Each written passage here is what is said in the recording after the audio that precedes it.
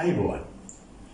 We now see that as a result of the COVID-19 impact, many businesses are today facing great challenges.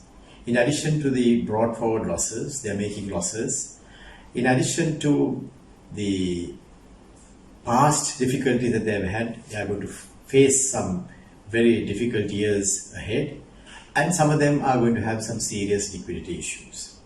At the same time, there is a danger that there could be a collective enterprise collapse if this situation is not addressed as soon as possible. And that could lead to massive job losses, a serious contraction of the economy, significant social unrest, liquidity risks to the banks as well as the financial institutions, and there can be even a debt default contagion that we may have to address. And that would all lead to highly unstable macro fundamentals. So any revival strategy that we develop in order to deal with this situation should be able to revive these enterprises and save the jobs. It should lead to the settlement of the bank's outstanding so that the liquidity situation is addressed.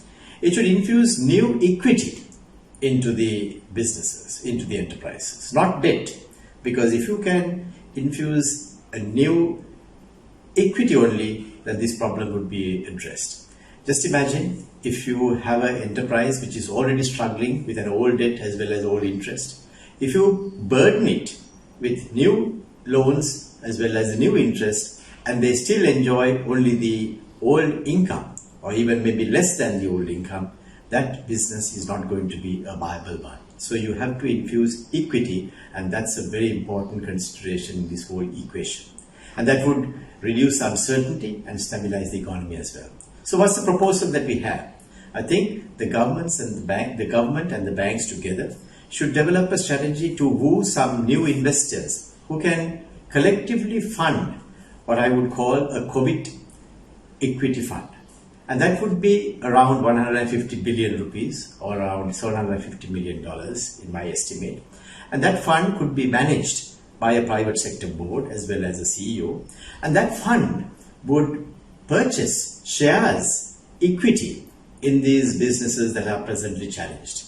And in turn, they would receive the shares, which then would infuse a new hope and a new set of confident policies that can be implemented by these businesses in time to come. 3 or 4 years or maybe even 5 years later, the fund could exit from these companies by selling the shares maybe in the market or on a buyback arrangement that they develop, so that you can truly reposition these companies at a better level than what it was today. So I think that proposal, if it is implemented, it would bring a whole new stability to the enterprises which would become bankable.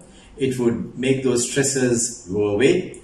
The banks will improve its own liquidity, and the economy will move towards stability once again.